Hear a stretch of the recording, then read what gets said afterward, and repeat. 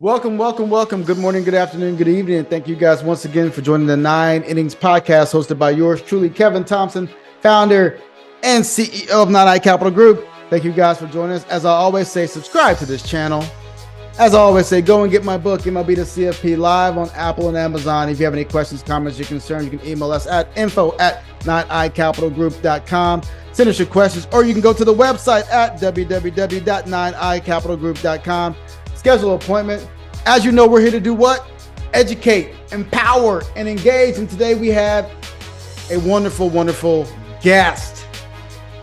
Professor Michael G. Thomas, PhD of the University of Georgia, TED Talker, entrepreneur, educator. We're so happy to have him. Michael G. Thomas, let's get it.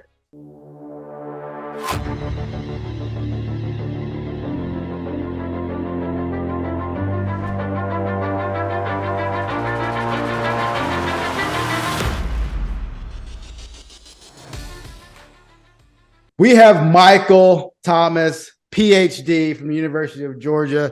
Thank you for joining the 9 Innings podcast, my friend. Yes. Thank you for having me. I really appreciate you, Kevin. Well, so first and foremost, how was your Memorial Day weekend? I know we just came off of Memorial Day. I hope you had a wonderful time. So tell me a little bit about your time on Memorial Day. Like, what'd you do? That kind of Absolutely. Yeah. You know what? Honestly, I spent a lot of time at the park this Memorial Day. All right. Honestly, just like in deep reflection and contemplation and doing some grounding type stuff. Just kind of thinking about. I've been in a space currently where I've really been considering my health in a way that I hadn't before. Mm-hmm. And not that I've gone to the doctor and have gotten a bad report or whatever it may be, but these conversations around longevity and longevity research, there's so much money going into these areas in terms of startups in Atlanta and Tel Aviv and so on and so forth. Like, this is becoming a really big industry. Yeah. And I've literally been thinking, even the way that we think about how we engage in medicine, it's very reactive and not proactive. Yes, very.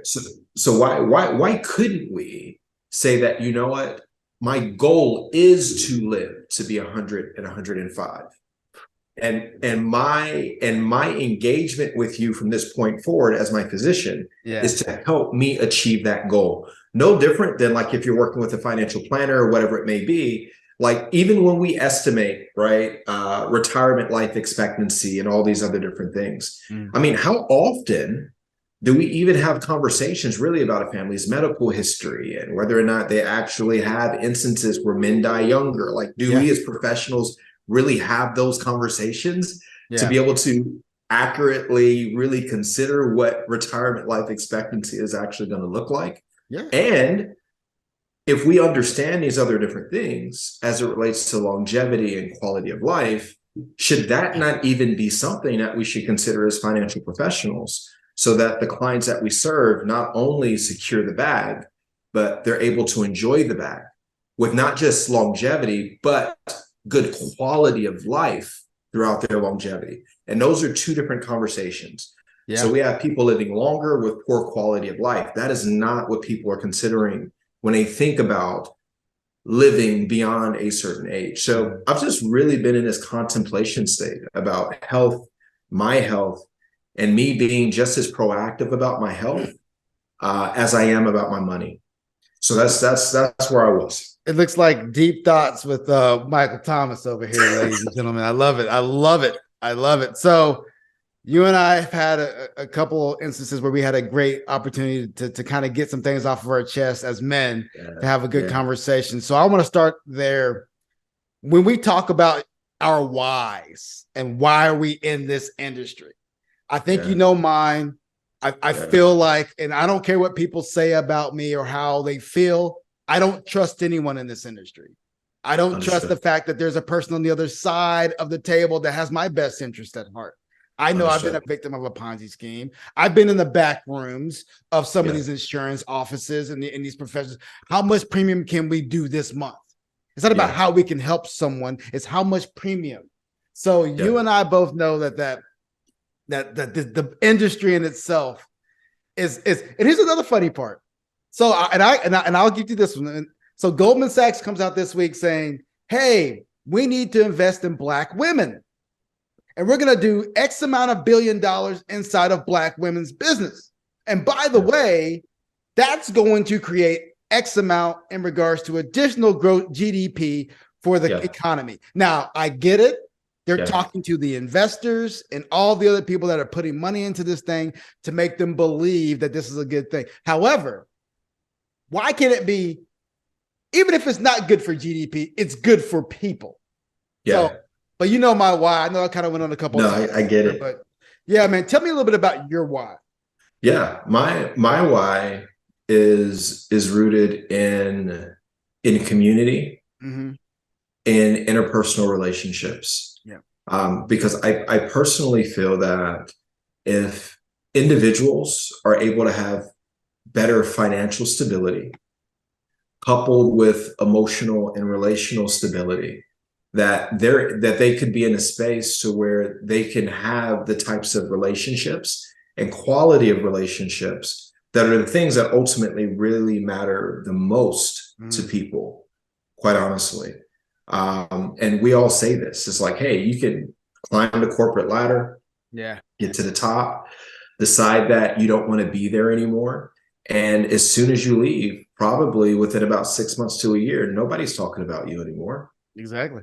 Nobody really cares that you were the person who created the tool or the process or the thing or the strategy. You're not going to benefit from that anymore. You don't have equity in that from that way. And then oftentimes, how often, if you've ever left a position or a space where people after you've left have like reached out to you and just kind of like checked in on you and made sure that you're good and say like, we actually miss you.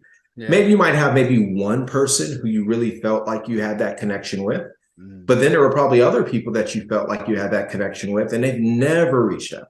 Absolutely. And then if they did reach out, it was because now that same place did them wrong and they're about to leave. And now they want to kind of partner with you on why that they X, Y, Z. It's just human behavior, quite honestly.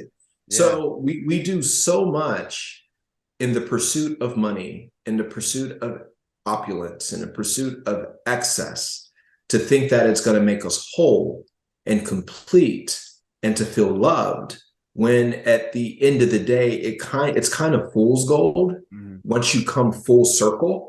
Which is why you have so many people who get to a certain point in life and they're like, money isn't everything because I still feel empty. And I've only realized that now I really have to do the work on me to make me happy and joy. I can't get that from external things. That has to be an internal place.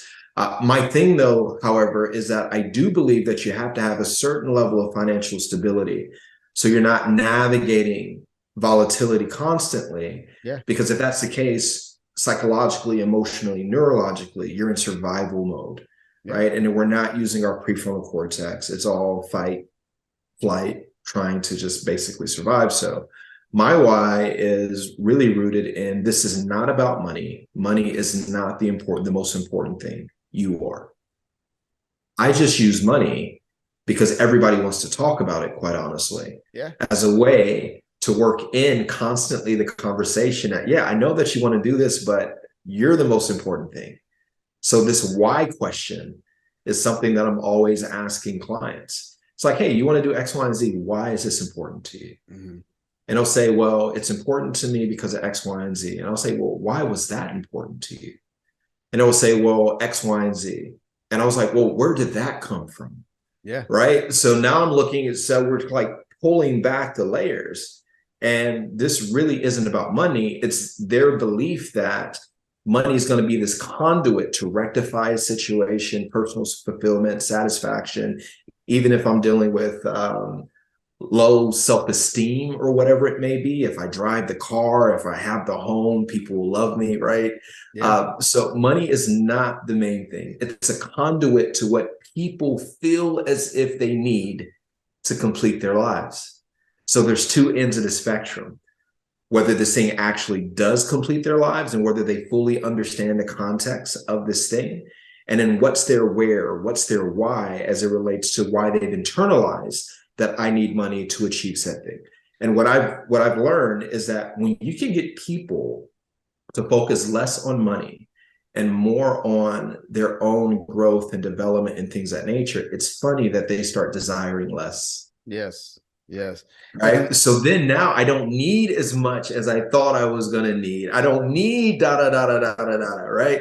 And it's such a beautiful thing because now I can enjoy the day and I don't have to wait until I retire to start to enjoy life. Right. It's so for me, that's my why, is to reorient people from making money from making money the main thing, to recognizing and realizing that they were the main thing and that they always were the main thing. And I think that there's something elegant. I think that there's something beautiful about that. And it's rooted in self-compassion, self-love, grace, and forgiveness. And I think that those are the types of things that are actually freeing, not making money always. So yeah, rooted in abundance. Yeah, you're rooted in abundance. I love your philosophy. A lot of businesses and organizations can take that concept and use it for good. yes. And I have been hurt by this industry, and that's why I feel like I'm a freedom fighter in the industry today. Understood. You said something powerful. I know you didn't want me to mention your book, and again, a phenomenal book about Black financial culture. Yeah. I appreciate that because you've exposed. I mean, you let yourself go, like you talked. You opened yourself up. Yeah. And that was powerful. And again, you said something. People won't remember what you said or did, but how you made them feel.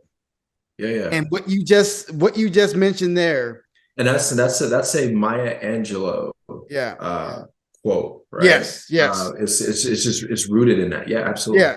Yeah. It's powerful to feel that the lasting impression when you're having a conversation with a client, when you're really breaking down, hey, and this is a good one.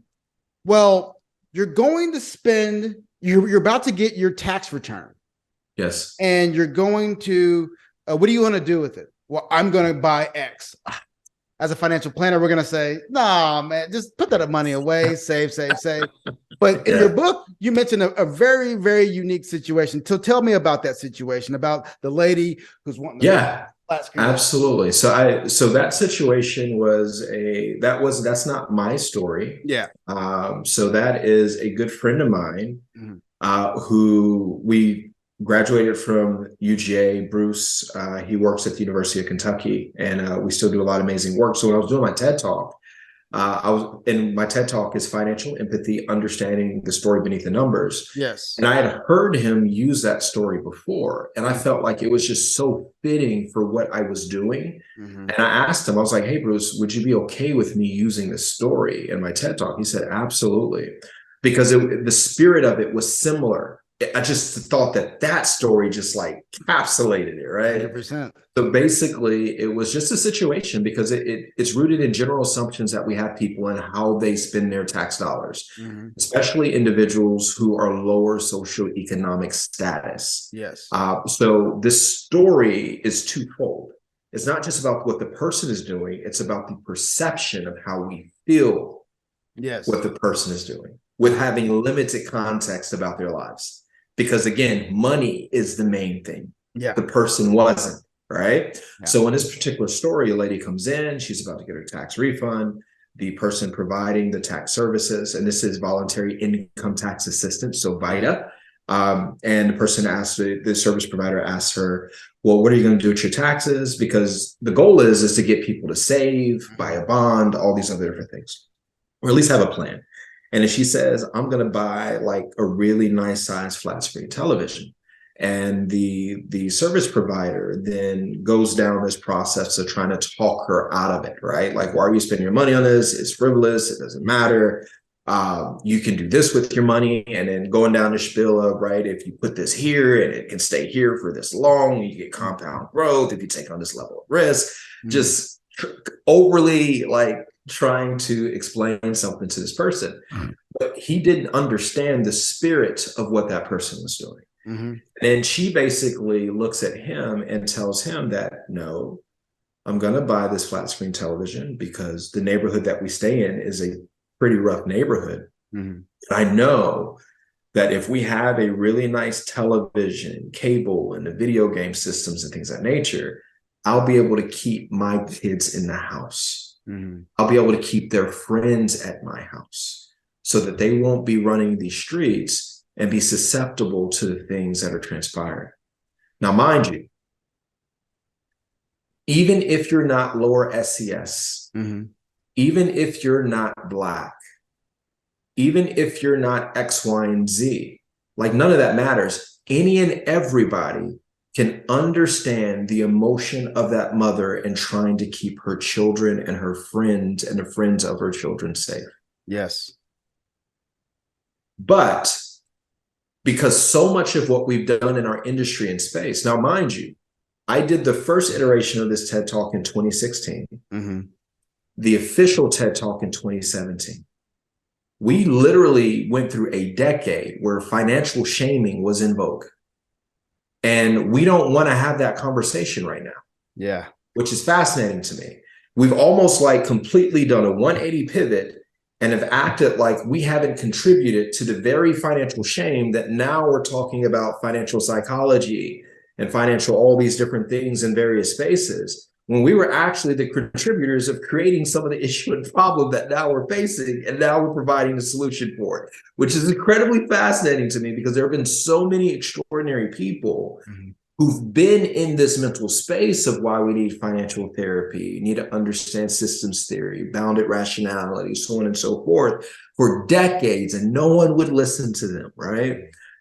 So for me, it was a way for me to speak directly to the financial services space and address the issue in a way that was palatable and would not cause for people to become overly defensive. Mm-hmm. So I wanted to externalize everything in a way, even though I'm talking about you. Yeah.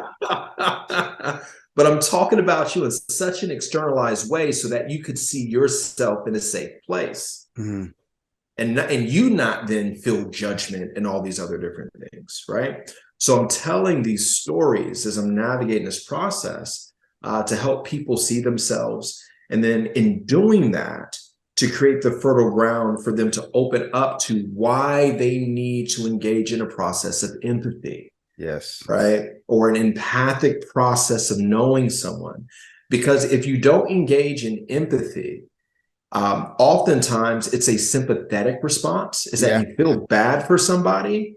However, at the end of the day, you can only do what you know to do to assist them. Mm-hmm. But it's not rooted in them. It's rooted in your feelings of how you feel about them. So any recommendations that you provide, if it's a sympathetic response, right? And sympathy, when you start to break that down, right? It's the feeling and it's the same feeling. Yes. So usually it's a community or shared feeling. So if you're upper class and you don't understand the plight of lower class or middle class because you've always been in a space, you can engage in sympathy because it's how it makes you feel. But the issue though is that you can only provide solutions that are rooted in where you are. And then we try to push those down and then wonder why they don't work. And then when they don't work, we say, oh, that person, to absolve ourselves for not actually doing the work, we say that person doesn't care. Yeah. That person didn't listen.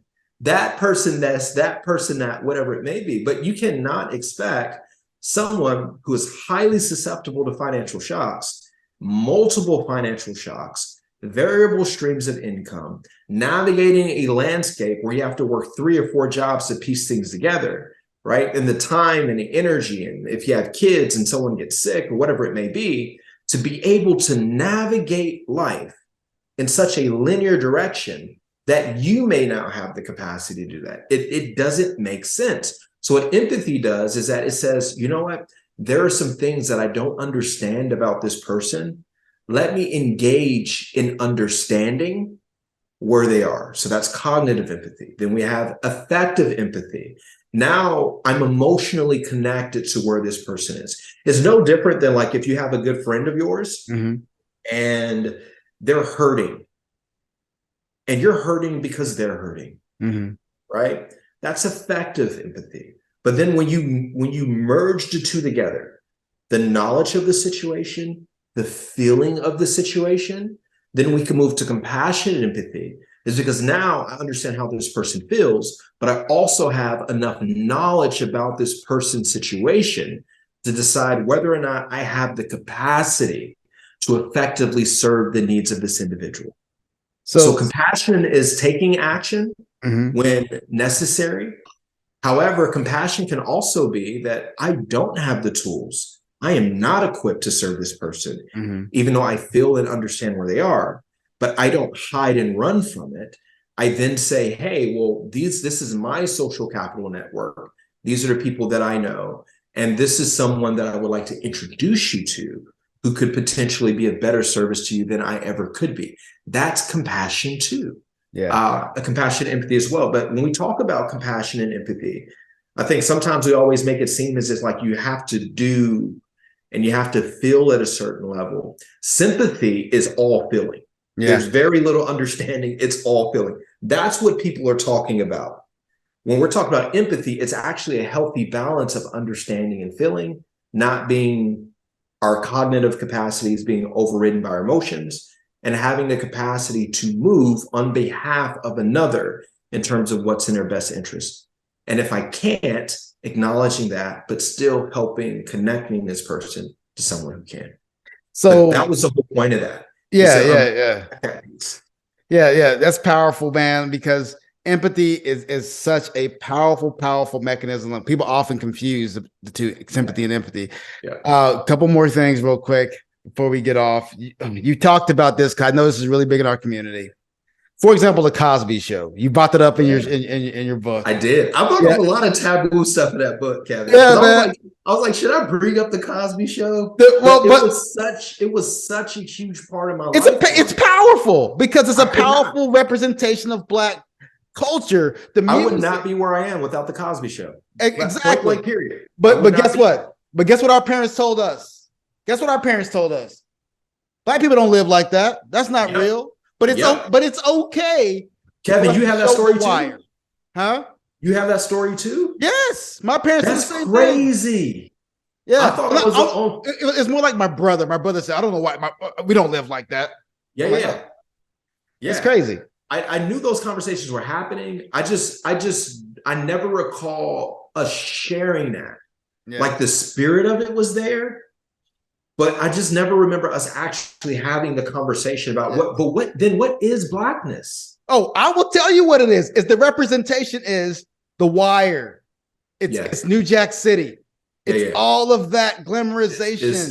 And that's the that's what people get. And that's why when you see a Black man on the street right now, you're fearful of him because you're constantly being presented with this image of him being a criminal. Yeah, and I'll be honest with you, Kevin, as well. And I'm like, why is it so hard to understand that? I'm sorry. Yeah, and it's just not people of other races and ethnicities. There are Black people living in our communities right now that are fearful of the people in our community right now. 100%. Right. So I think it's disingenuous to put it on, let's say, just white people when we have conversations about, like, when you see somebody, you walk to the other side of the street, this, that, or the other. When I was growing up in Gary, Indiana. And during the time, middle school into high school, we were like either #1 murder capital of the world or of the US, or in the top 3 consistently across the board. And I even knew that there were some blocks that you could not walk down. There were some streets that, because you know that there was a dope boy, or you know that there were some gang members, that if you walked over there, they were going to stop you, they were going to harass you, you were going to get checked down, X, Y, and Z. So much so, Kevin, that we literally plot out pathways where we would have to walk to school and from school. Yeah. to avoid these scenarios, like this is my mom sitting down with me saying, you cannot go over here. You cannot, like, so there was no freedom. Yeah. Everything was boxed in. Yeah. Like there was no freedom in terms of how you navigate space, even in my own community. Mm-hmm. So that whole narrative of me watching the Cosby Show and my mom basically telling me that Black folks don't live like that, it started to piece this thread together of other things that I've been sensing. Mm-hmm. It's also sharing a book where even my baseball coaches, like I grew up playing baseball. I played some in college, and they would even tell us before we would go and play against all white teams that they would kind of set this expectation that we couldn't beat them. Mm-hmm. Right? Or any white spaces that you can't compete in those spaces. That was a paradigm. Mm-hmm. That was a ideology that for them came from somewhere as well. Yeah. Right. And then after a while, it just becomes a part of the ecosystem of things. And then people will just begin to start accepting it and believing it. For me, though, I never bought into it, that I wasn't able to compete or to play with or to X, Y, and Z. What I did see, though, was cousins and friends either dying because of gang violence, getting caught up because of drug-related things, mm-hmm. alcoholism, just everything across the board, that I would rather go this other path where you're telling me that I don't belong. And now, mind you, growing up where I grew up, it was still very kind of divided community-wise. Yeah, absolutely. So even though I was trying to engage in these spaces, I could still feel that I was not welcome there, that people did not want us there, right? This or that or the other. But I still did not let that deter me, because at the end of the day, I just think that we are better together. I believe in the power of community, the construct of community. And I've learned over the years that it's just a part of who I am to want to be a connector, want to be someone who can engage in spaces and do all these different things for the good and common good for everybody. And I made up my mind at a very early age that I have to lean into my convictions, regardless of what's going on around me, what other people are saying, or this or that or other. If it's a loved one, if it's a coach, if it's X, Y, and Z, I need to lean into my convictions. And I think that up to this point, it served me well. Mm-hmm. You mentioned that. So I'm going to go to that African proverb you mentioned in the book. If you want to go fast, go at it alone. If you want to go far, go together. Community. Yeah. You're absolutely right. And you and I probably felt the same thing growing up. I was called multiple names. I was at a point where I was a who's who kid and all this other stuff. And I just could grasp things really, really quickly. I had a lot of white friends. I had a lot of Black friends. But ultimately, people thought, I remember this when I was playing baseball. We were in the Arizona Fall League. I was playing. This is a fall league for prospects and things like that. And somebody saw my wife come in. I think at the time she may have been my girlfriend.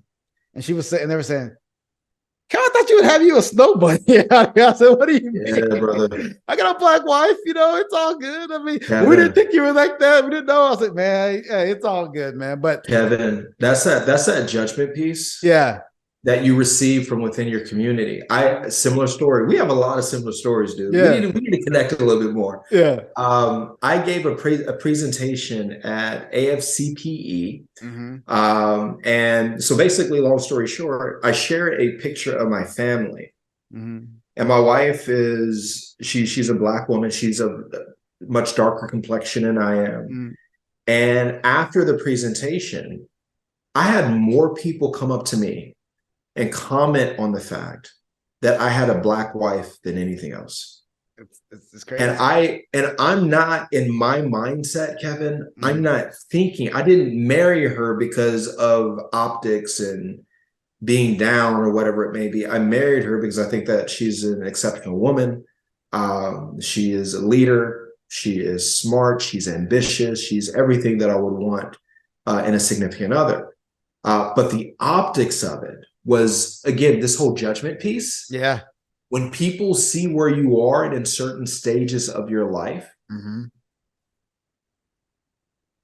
they assume that once you create that distance, that you no longer see value in who you are. Yeah. By potentially, and I'm not going to say that there aren't people who are out there that have internal things, maybe potentially that they're dealing with in terms of self-esteem, that they feel as if the closer that they can get to a notion of what it means to be white, that it makes them feel a certain way. And then there are other individuals where they have a spouse who is white, where that has nothing to do with anything. Yeah. This person is just absolutely who they love. They could probably be more of where they're from than some of the other people where they're from. True. But they don't even know that about this person, because this person could have grown up in a lower SES, middle class, whatever it may be, and have similar experience. Listen, you don't know, but yet we lead with judgment. Yes. And so it's incredibly frustrating.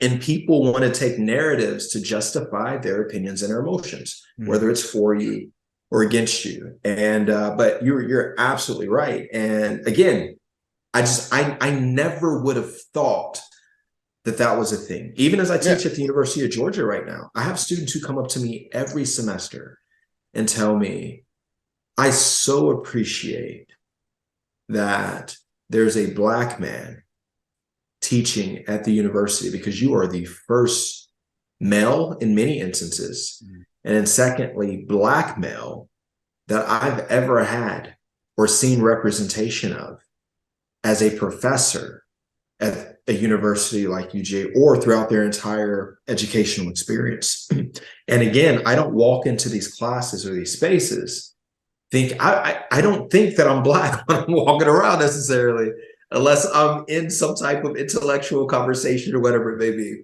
But clearly, it's a thing. Clearly, it matters. And not just for Black students, but for my white students, my Latinx students, my Asian students. Because if they see me as a person of authority, a person who is knowledgeable, a person who cares about the profession, about the content that I'm teaching, about them more in particularly, I feel as if me just being in a space is creating opportunities for a generation of folks to actually consider, without pause, utilizing a Black financial professional because of the experience that they had with me at some point. Wouldn't even question it. Now, mind you, navigating this space, I've had conversations with financial planning firms where I ask them, I understand your business model and I understand the communities that you serve. Be honest with me. Are there places that you know that I would not be able to serve because of offhanded conversations that are being had currently, and you know that they're being had and they're uncomfortable and whatever it may be, this or that or the other? And I've literally had firms tell me, not just one, multiple, that, yeah, we've had some clients, we've had some situations where we wouldn't put you in that position or we wouldn't send you here for X, Y, and Z. Because I get it, I see it. And the last thing, I'll end with this, Kevin. Yeah. I had a client, maybe, and this was a financial coaching client, maybe 4 years ago, older white woman. She comes into the office, and when she sees me, I can tell that she's taken aback. And then in our conversation, Kevin, she told me something along the lines of, I wasn't expecting to work with a Negro. Interesting. And it was very interesting. Yeah. And everything in me knew the spirit of where that was coming from. Mm-hmm. But I said, you know what? Because again, my whole life has been following my conviction, serving others, and considering that, hey, if I stick this out, just maybe this can turn into something really, really good. Yeah. And we did. We ended up having 17 sessions together. Mm-hmm. She was able to navigate the situation effectively that she was wanting to navigate.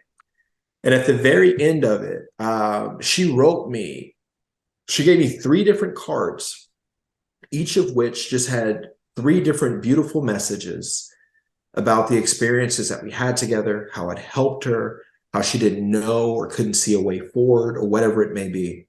And it's not my responsibility.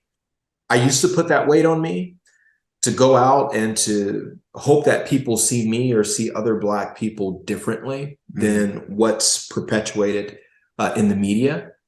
What I've realized is that all I can do is that each and every day is just show up and to be the man that I am and to love on people regardless, because I can't control how they view me or how they see me. But I am not going to live a life where I'm going to allow other people to dictate my spirit and how I wish to leave the world better than I found it. And all I can do that is one person at a time. I'm not going to save the world. I didn't write this book trying to save the world. Yeah. I wrote this book for whoever needed this book, who needed someone to be vulnerable so that they can then embrace their own vulnerabilities, to see somebody who's been hurt and come out of the thick of it. So if they've been hurt and they're struggling to see a pathway as it relates to how could this ever be better for me, quite honestly, to see somebody basically come from nothing and gradually over time build to some semblance of something, right? Oftentimes when I've read books about personal finances, they're generally about somebody who's the expert. You need to listen to me. Here are the top 5 ways to do it. I'm this, I'm that. What I'm saying is I'm not this, I'm not that. My life isn't perfect. My life won't be perfect. There's going to be volatility every step of the way. And in the midst of that, I've still gradually and slowly built. And I think that that's the reality for real people. Yeah. And so I wrote this book for real people, non-judgmental, leads with empathy, ends with compassion. And I don't do this in a paternalistic way. I basically, in so many words, say that, you know what? I trust you. I believe you. I see you. You have more power than you think. Own it. I've given you some things to consider as you navigate this process for you to be able to go back to and to say, all right, I want to learn more about this, or I want to learn more about this, but you have the power. That's what freedom is. It's not me telling you what to do, how to do it, or how to live your best life. Kevin, my best life is going into the woods right now, grabbing a good book, posting up a good tree, posting up next to a good tree, reading, watching the squirrels, watching the birds. I could do that for hours. I love nature. That's life for me. For someone else, it can be completely different. You can't look at me and then use me as a barometer for happiness, because what gives me happiness may not give you happiness. And that's okay. Yeah. Right. And so my whole thing has been, I want you to see you in my story, but I want you to be you in your story. Right. And and I believe in you, basically. And here's some financial things to consider in the backdrop of, I think, some really good stories to navigate these things in a condensed way. And that's what I wanted to achieve. And I think that I think I did it. Yeah, you did a great job with the book, Black Financial Culture. Thank you for joining us today on the 980s podcast, man. This has been an incredible experience. TED Talker. We have an entrepreneur, educator, professor, doctor. Man, you've done it all, man. And you're a great example of where we're all headed. We're not just bouncing a basketball, like I always said. We're not just hitting a baseball or tackling somebody or catching a football. We're doing big things right now in the black community. And I appreciate having you on the 9 Innings podcast today, my friend. Thank you, sir. You've just listened to the 9 Innings podcast, hosted by yours truly, Kevin Thompson, founder and CEO of 99 Capital Group. You heard Michael G. Thomas today from University of Georgia, professor, entrepreneur, dad, TED Talker, phenomenal person. His book, Black Financial Culture, is out there right now on Amazon, Apple, Google, anywhere you can find your books. Go ahead and get that from Michael G. Thomas. Read the book this weekend. Phenomenal book. Really a deep dive into his personal relationships and his personal situations, which is good. But as you know, we're here to do what? Educate, empower, and engage. And today, I hope we educated you on some of the things about Michael G. Thomas's life, and also about some of the things inside the Black community, what we're going through in regards to financial education, in regards to going through the difference between sympathy and empathy, and also going through having a better understanding around money. Today, we talked about all of those things here on the 9 Innings podcast.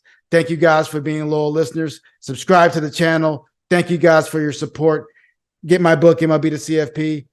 Thank you guys for all things you do. Subscribe to the channel. Thank you. Stay humble. Stay safe. We'll see you again next week.